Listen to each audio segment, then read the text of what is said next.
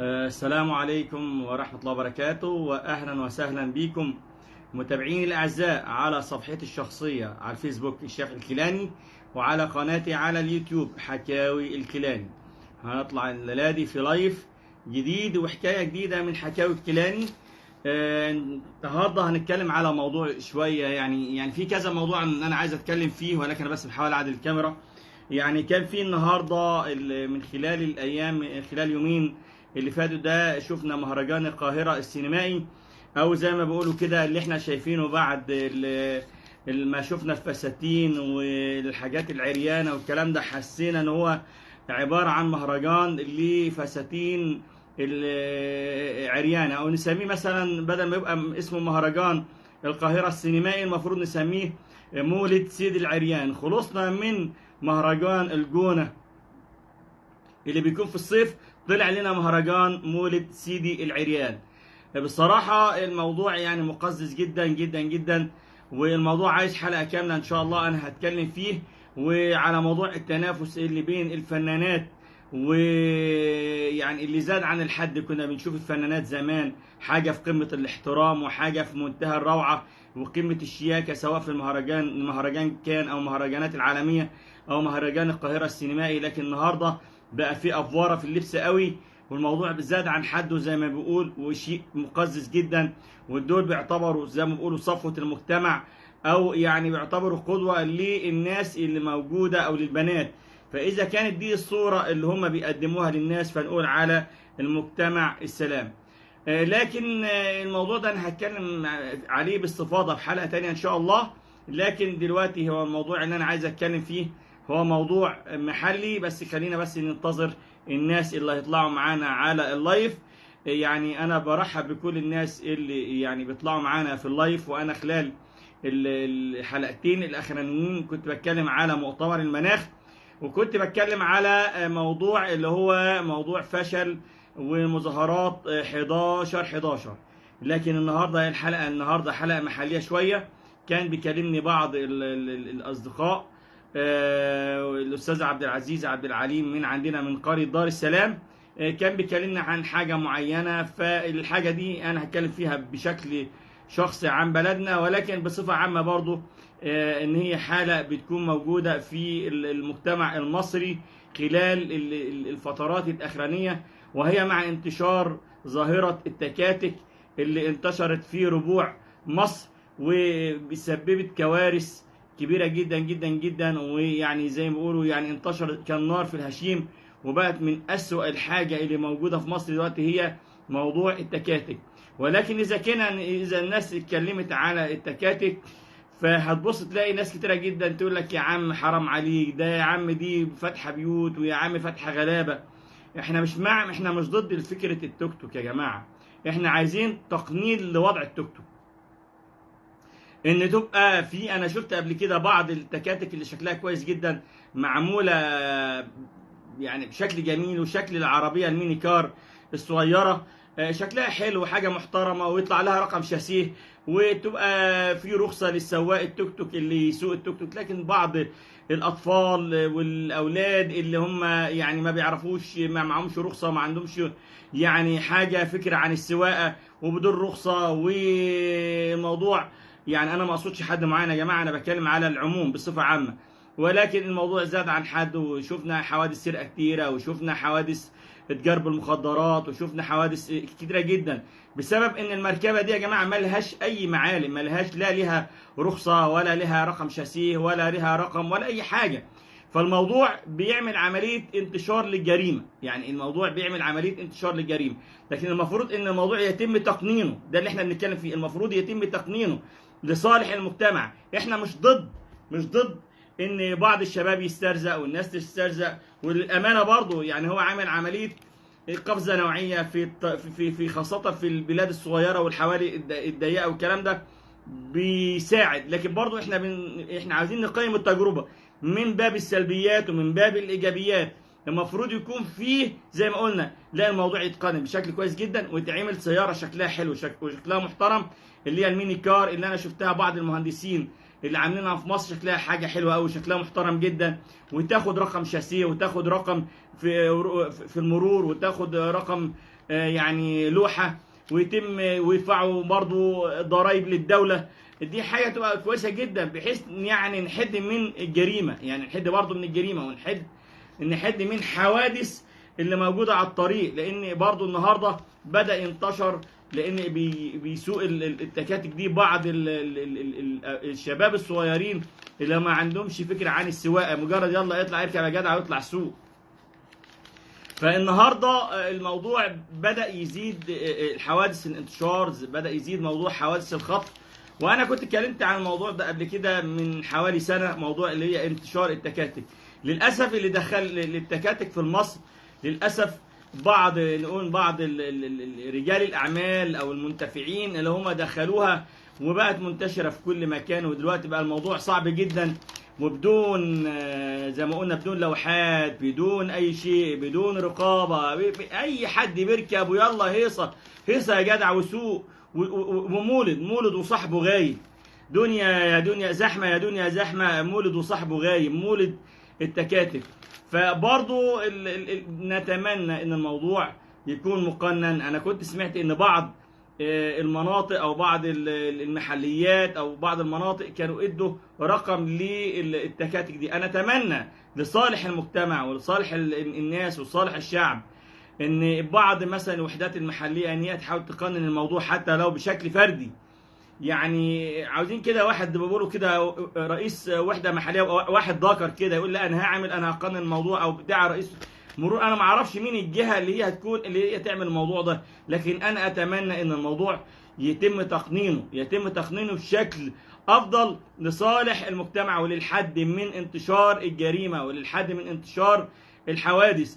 الموضوع زاد عن حد يا جماعه. والنهارده برضو من الحاجات اللي انا عاوز اتكلم فيها بشكل شخصي عن برضو يعني قريتنا قرية دار السلام. احنا دايما، انا من الناس اللي كنت دايما بقول يا جماعة نتمنى ان احنا ننشر يعني الجمال، وان احنا نعمل عملية نزرع الاشجار ونعمل عملية غرس، سواء اشجار مثمرة او اشجار مثلا على الطريق او كده. يعني طبعا دي لها ثواب عظيم، اللي هو بيعمل شجرة مثلا يستظل تحتها الانسان او يستظل تحتها الحيوان، او بان هي كمان يعني بتدينا كمان، بتقلل من العوادم السيارات وتقلل من الاتربه.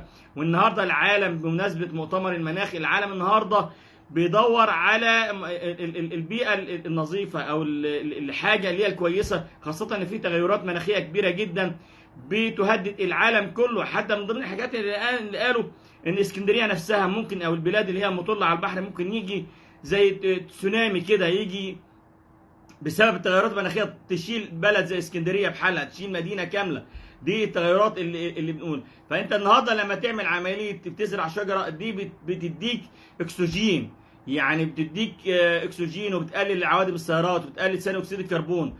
ودي ثوابها عند الله سبحانه وتعالى عظيم اللي بيشرع شجره. ولكن نتمنى بقى ان الاشجار دي ما تكونش تمام، وده موضوع الحلقه، ما تكونش ان هي تاذي الناس، يعني ما تكونش سبب في كثره الحوادث، بسبب كسر، خاصه ان لازم تعمل لها عمليه، مش انت تزرعها وتسيبها وخلاص. يا اخي بدل ما الناس تدعي عليك، الناس تدعي لك. يعني انا سمعت ان في شجره عند العشب، خاصه في الملفات وفي الدورانات والكلام ده، المفروض يتم تقليم الاشجار دي، سواء الغاب او سواء الاشجار او الكلام ده. بالله يا جماعه النداء الى اصحاب الاشجار دي، زي ما انتوا يعني بدل ما تاخدوا ثواب هتاخدوا دعاء من الناس تدعي عليكم. يا جماعه اتق الله واعمل عمليه تقليم للشجره اللي انت زرعتها. انت عملت حاجه جميله، جملها بقى، كملها واعمل عمليه تقليم للشجره، وقصقصها كده وخليها شكلها حلو. واذا يعني هنا في السعوديه بيعملوا الكلام ده، يعني هنا في السعوديه في الشوارع كل فتره تلاقيهم كده تمام بيعملوا عمليه تقليم للاشجار دي عشان الطرق اللي على الطريق. انا بشوف هنا والله العظيم عمليه تقليم على طول، على اساس ان هي لا تحجب الرؤيه. انت ما تعملش شجره، يعني الاستاذ احمد ساري بيقول لك لما يموت واحد الاول، لما يموت عيل يموت الاول، نبقى نعمل عمليه نشيل الشجره دي. ونداء الى اصحاب الوحده المحليه، يا جماعه اصحاب الوحده المحليه انتم لكم دور. مساء الفل يا استاذ محروس، مساء الفل يا حبيبنا الغالي، وبرحب بكل الناس الموجودين على صفحتي الشخصيه. انا بربط الاحداث ببعض، من الحاجه المحليه للحاجه الدوليه، لازم اعمل عمليه ترابط في الموضوع بشكل كامل. النهارده على كل واحد، على كل مدير وحده محليه، اتق الله يا اخي في شغلك. احنا الوحده المحليه لقريه دار السلام احنا عملناها بفلوسها، عملناها بفلوسنا، مش عشان تيجوا تقعدوا على المكاتب. انتوا ناس افاضل وناس محترمين، شوفوا شغلكم واطلعوا اعملوا. شو دي من الحاجات ان انت بتقلل موضوع، ان انت تعمل عمليه تقلل موضوع حوادث. زي ما احنا مش عاملينكم ان انتوا عشان تيجوا تعملوا جبايه على الناس، وان انتوا تاخدوا يعني فلوس من البيوت وخلاص. لا، انت ليك دورك اكبر من كده. مساء الفل للمحاميه الكبيره الاستاذه عزه عبد الونيس، اهلا وسهلا بيكي.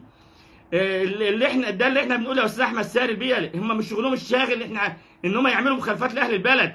احنا دفعنا الفلوس، احنا لمينا وكل واحد دفع من جيبه فلوس. احنا هنا الناس المقيمين في السعوديه، وجبنا الوحده المحليه دي عشان تخدم الناس، مش تكون سيف على رقاب الناس. يا جماعه اتقوا الله، انتوا مش جايين تقعدوا على الكراسي. والله العظيم انا اكتر واحد ههاجمكم ومش هرحم حد، لكن في نفس الوقت انا هكون وراكم وانا هدعمكم وانا هشكركم. انت زي ما بقولوا النهارده، زي انا ما عنديش حاجه خاف منها، الحمد لله انا داعم للبلد وداعم لرئيس البلد، مش هتقدر تعمل لي حاجه اساسا يعني. تمام؟ فخافوا ربنا، خافوا ربنا واعملوا شغلكم. سواء احنا داخلين النهارده على الشتاء، لو في مثلا اعمده مرور تكون مثلا عايزه تندهن ادهنوها، اعمده مرور انوار مثلا عايزه تتغير ومصديه اعملوها. شوفوا شغلكم من بدري. لو في بلاعات عايزه تعمل اعملوها. جهزوا النهارده، داخلين على موسم الامطار، مش عاوزين يحصل حوادث، اعملوا عمليه تمهيد للطرق. زي النهارده نشكر الاستاذ احمد الصلاحي ومجموعه الشباب والحاج متولي عبد الغفار ومتولي الفضل اللي عملوا عمليه تمهيد للطريق. شكرا للناس دي، شكرا للناس اللي بتشتغل. انتوا كمان تشتغلوا، ساعدوا الناس، ساعدوا الناس يا جماعه. شوفوا شغلكم. الناس دي ادوا له انذار الاول ان انت لازم تعمل عمليه تقليم الشجر. رؤساء الوحده المحليه، انتوا ناس محترمين وناس على راسنا من فوق، بس شوفوا شغلكم. هتشوفوا شغلكم، احنا وراكم وهندعمكم واحنا معاكم، ولو عايزين حاجه مننا احنا معاكم بالجهد وبالمال. لكن هتأثروا مش هنسيبكم وهنشتكيكم، وربنا لا اشتكيكم من هنا من السعوديه. وانا بقولها وهوصل صوت الاعلى حد لاعلى جهه هوصلها. الحمد لله حكاوي كيلاني معروفه النهارده ومسموعه. بتكلم على صفحتي الشخصيه بس الحمد لله صوتي واصل وصوتي مسموع. احنا عملنا الوحده المحليه لقريه دار السلام لخدمه قريه دار السلام، ما عملناهاش جبايه فلوس وان هي تعمل مخالفات. طب ما تعمل مخالفات يا اخي للناس اللي عامله اشجار على الطريق وبتحد من الرؤيه. ده اللي احنا بنتكلم فيه. هو حجب الرؤيه ده مش بسبب كان في امبارح حادثه كان ممكن تسبب وفيات. الشباب بتوع التكاتك خافوا ربنا وامشوا واحده واحده. الطريق مش مستحمل انك بتجري على ايه كل شويه على الطريق. سامعين في حادثه وشايفين حالات موت. الاستاذ ياسين عبد الفتاح من عزبة عدس السنه اللي فاتت صاحبنا اللي مات من على موتوسيكل السنه من حوالي كام شهر. والسنه اللي فات من كام سنه شايفين الاب اللي كان مع اولاده على الطريق وعدت عربيه دهستهم هو واولاده. اهدوا كده في السرعه وخافوا ربنا. الطرق مش طرق سريعه، واحده واحده. كل اب وكل ام اتق الله وما تركبش ابنك الصغير توك توك. واحد عارف يسوق خليه يسوق، علمه مبادئ السواقه الاول. اكيد التوك توك ده زي العربيه، علمه يعني ايه ارشادات المرور. مش هنستنى لما تحصل كل يوم في حادثه على الطريق. الاستاذ عبد العزيز عبد العليم هو اللي كلمني وقال لي اطلع يتكلم يا استاذ شافعي بموضوع الاشجار اللي في الملفات اللي على الطريق، عشان ما حدش يقول طالع عشان مثلا ابن اخته ولا حاجه. انا مش ناوي اتكلم في الموضوع. استاذ عبد العزيز عبد العليم انا منتظر ان هو يطلع معايا لايف دلوقتي. لا عيب طبعا يا استاذ احمد ساري، بيقول لي 8 سنين راكبين تكاتك وناس تركب معاهم، حرام عليهم. اتقوا الله يا جماعه، دي ارواح، ارواح ناس. هنستنى لما تحصل مصيبه؟ هنستنى لما تحصل مصيبه زي موضوع حادثه الاتوبيس اللي كام واحد مات فيه؟ اتوبيس.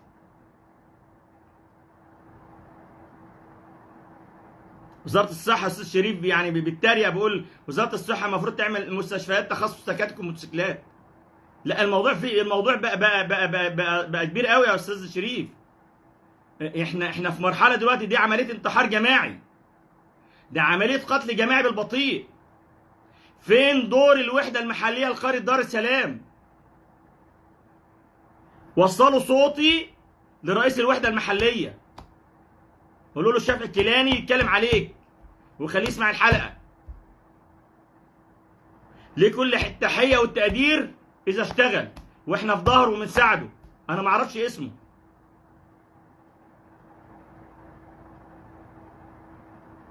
تمام. الاخت جيهان من تونس كانت في زياره مصر، بتقول انا شد انتباهي الاولاد عندهم 10 سنوات تسوق بالناس.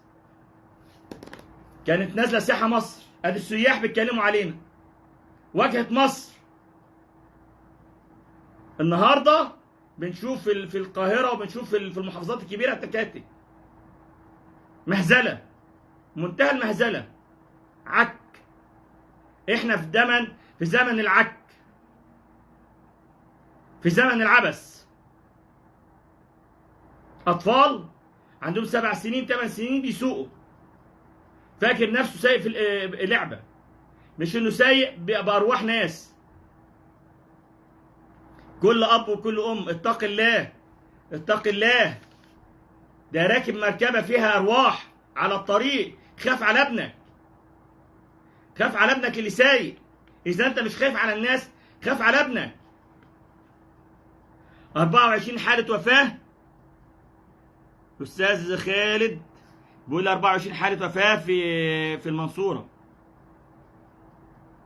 استاذ احمد اسامه بيقول 80% منهم بلطجيه. ما ده اللي انا بتكلم فيه يا استاذ احمد. نتمنى فعلا زي ما الدوله بتحل حاجات كتيره جدا تحل مشكله التكاتك. نتمنى ان التكاتك دي كلها تتلغي وتتعمل حاجه اسمها الايه؟ الميني كار، السياره الصغيره اللي شفتها تقريبا معموله في السنبلاوين. ونشجع الصناعه الوطنيه ونوقف استيراد التكاتك، وتكون عن طريق البنك مثلا.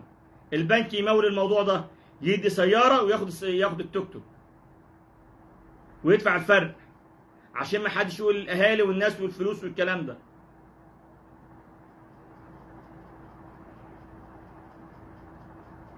استاذ شريف بيقول انا عامل حادثه صارف 50,000 جنيه بسبب عيل 10 سنين بيلعب بموتوسيكل. الله يعوض عليك يا استاذ شريف. انتوا عارفين يا جماعه، انا لما بنزل مصر ما بسوقش عربيه في مصر. ما بعرفش اسوق في مصر، والله ما بعرف اسوق في مصر، لان متعود هنا على نظام معين في السواقه. يعني ايه حاره سريعه، يعني ايه حاره وسطانيه متوسطه، يعني ايه حاره بطيئه. الحاره اليمين، الحاره اليمين دي تمام، الحاره التريلات والنقل التقيل. في مصر الحاره السريعه هي اللي هي بتاعت التريلات، يعني عكس مرور العالم كله. اتمنى في مصر يزيد موضوع الكاميرات اللي على الطريق. احسن حاجه تدخل فلوس للبلد، خلي الناس تتلم وتحافظ على المرور. سواء حزام. هنا كل حاجه على الطريق احنا بنتخالف. في السعوديه روح للواحد ملتزم جدا، تنزل تربط حزام الامان. هنا قطع اشاره المرور 3000 ريال، يعني حوالي 18,000 جنيه قطع اشاره المرور بس. وكانت الاول كان سجن. الحزام 150 ريال، السرعه 500 ريال وانت بتزيد. حتى لو بتاكل، حتى لو انت ماشي في مكان مش مكانك، او بتدخل غلط، كل حاجه كاميرات على الطريق. نتمنى الكلام ده، انا سمعت ان هي موجوده في القاهره تقريبا واسكندريه. نتمنى انها تتعمم على الطرق كلها، على اساس خاصه للجماعه بتوع النقل، ان هو اول ما يكونوا وخاصه اللي هي يعني اللي هي الحاجات المتنقله، بنقول هنا عليها ساهر مش الثابته، لان الثابته بينبهوا بعض. والله العظيم يا استاذ شريف انا ما بعرف اسوق في مصر، والله ما بعرف اسوق في مصر بسبب التكاتك، ومحدش ما انتش عارف اللي رايح من اللي جاي. يا جماعه الناس اللي زرعه شجر على الطريق اتقوا الله واعملوا عمليه تقميم يعني مش تكميم، اللي هي عمليه تقليم. تكميم دي للمعده. الدكتور احمد محمد عادل ابن اخويا هو مشهور دلوقتي في تكميم المعده، في تقليم الاشجار. انت عملت حاجه لوجه الله سبحانه وتعالى، مثال فل حاجه دعبس. وصلك الاسم؟ ازيك يا حاجه رشا؟ مثال فل عليك. تحياتنا لاحمد بيه ولكل اسره كريمه. فعلا مأساة والله السواقه في مصر، زي جيهان مملوك من تونس الشقيقه ما بتقول.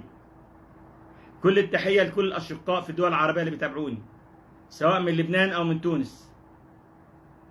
ايوه دودي محمد المذيعه اللي بتقول لي معالم حنتيره. حنتيره يا حنتيره. ماشي يا حاج كرم. كل صحبات انا مسميهم باسماء كده رجاله، لانهم صحبات جدعان، فعشان هم جدعان بس يعني اصحاب وقت الشده جدعان يعني، فبسميهم باسماء كده ايه معلمين يعني. مساء الفل عليكم، منوريني في اللايف. انت ايه رايكم في موضوع اللايف ده يا استاذه دعاء محمد؟ بما ان انت مذيعه لو تقدري تطلعي معايا في اللايف اطلعي اتكلمي معايا عن موضوع التكاتك والاطفال اللي هم 10 سنين فاقل، وان هم بيسوقوا للواجهه السياحيه في مصر، وان هم بيزيدوا في موضوع المخدرات والدعاره ومخالفات وحاجات كتيره جدا والسرقه وحوادث كتيره جدا بسبب التكاتك. اطلعي اتكلمي معايا لو تقدري، اطلعي معايا على اللايف، لان احنا موضوع حصل حادثه لابن اختي وحوادث كتيره جدا في نفس الملف ونفس المنطقه، وناس كتيره جدا ماتت. ليا منهم الصديق السنه اللي فاتت توفى من حوالي 3 4 شهور. فانا بتكلم في لعموم مصر. استاذ شريف بيقول لك ده بيتباهوا بيهم، زي بيتباهوا بيهم ان هم بيسوقوا وهم عندهم 10 سنين، زي ما كنا بنتباهى كده في زمان يعني احنا صغيرين. او يقول لك تف على عمك يا حبيبي، تف على خالك يا اخويا. شوف الواد ازاي بيتف عليهم. اهو ده دلوقتي بيتف. دوس يا حبيبي بالتوك توك، دوس يا حبيبي ولا يهمك. دوس لك 2 3 يا حبيبي في التوك توك ولا يهمك يا حبيبي، مطوطك في جيبك، توك توكك معاك.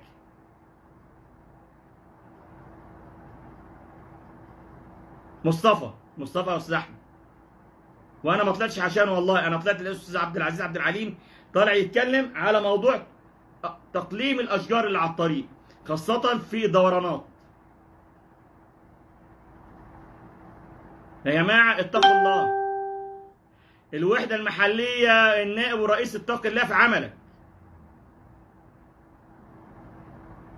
اتق الله في عملك وشوف شغلك.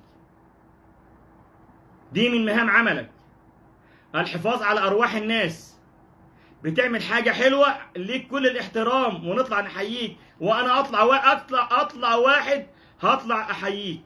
الاخت دعاء محمد طالعه معايا، المذيعه الجميله المتالقه طالعه معايا لايف، نرحب بيها.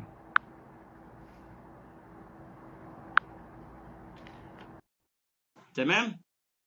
اللي بيعمل حاجه حلوه نطلع نشكره ونقول له الف شكر وكتر الف خيره.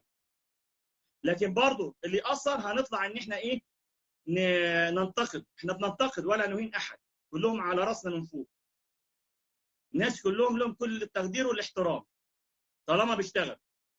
لكن اللي يقصر في عمله من حقنا ان احنا ننتقد. احنا بننتقد هنا دلوقتي، فده من مهام عملهم. لما عملنا الوحده المحليه لقريه دار السلام، احنا عاملها لخدمه قريه دار السلام، احنا جبناها بفلوسنا بتعبنا، كل واحد فينا دفع. كل واحد دافع فينا كان دافع تقريبا دافع 500 ريال عشان احنا نجيب الوحده المحليه لقريه دار السلام. تمام؟ مش عاملينها جبايه للناس ان هم يطلعوا بس يجيبوا فلوس ويطلعوا يعملوا مخالفات. تديش الطريق للمقابر بدل ما هي حاجه الناس عاملينها بالاستاذ الحاج متولي والاستاذ احمد صلاح والناس بدل ما هم عاملينها. ده شغل الوحده المحليه لقريه دار السلام.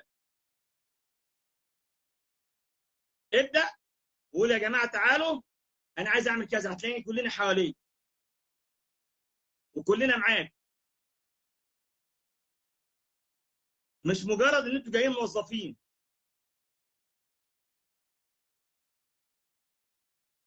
التدبيش الطريق للمقابر للطوخي عاملينه الناس.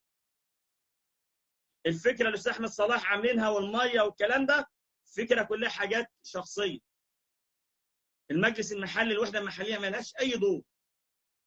ليه ما تعملوش انتوا الافكار دي واحنا معاكم واحنا في ظهركم واحنا نساعدكم؟ الحمد لله قريه دار السلام طول عمرها فيها كوادر كويسه جدا. قريه دار السلام طول عمرها بتحاول انها تعمل حاجه. نكون كلنا مع بعض. ابدا واحنا كلنا معاك. سواء رجاله ولا ستات على فكره. يعني سواء في عندنا العنصر النسائي كويس جدا في قريه دار السلام، هتلاقي عنصر نسائي قوي جدا جدا بيشتغلوا معاك. يعني عناصر النسائيه في قريه دار السلام ايام كورونا كانت المهندسه ريهام ماهر كانت دايما تطلع، عملت مجهود كبير جدا ايام موضوع استخدام السوشيال ميديا وادت دورات وكلمت. ما انت بحاول اقبلك انت ما بتطلعيش معايا. الحاج كرم طلع معايا يا جماعه. الحاج كرم المشهوره بالمذيعه الاستاذه دعاء محمد هتطلع معايا في اللايف. انا عملت لك اضافه دلوقتي، يا ريت تطلعي معايا في اللايف. الموضوع مهم جدا لان الموضوع مش على قريه دار السلام بس، موضوع على عموم مصر كلها. موضوع مشاكل التوك توك. عايز تطلعي معانا الحاج دعبس اهلا وسهلا بك تطلعي معانا. المحليات يا جماعه لها دور كبير جدا. الدوله النهارده بتحاول تتغير في مشاريع كتيره جدا جدا. اذا لم تتحرك او تتغير فكر المحليات وموضوع فوت عنا بكره يا سيد مش هيحصل اي حاجه. خلينا انا اعمل كده من عندي اضافه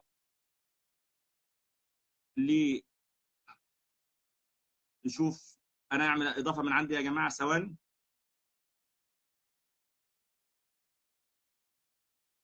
ثواني يا جماعه معلش انا اختفيت عنكم دقيقه.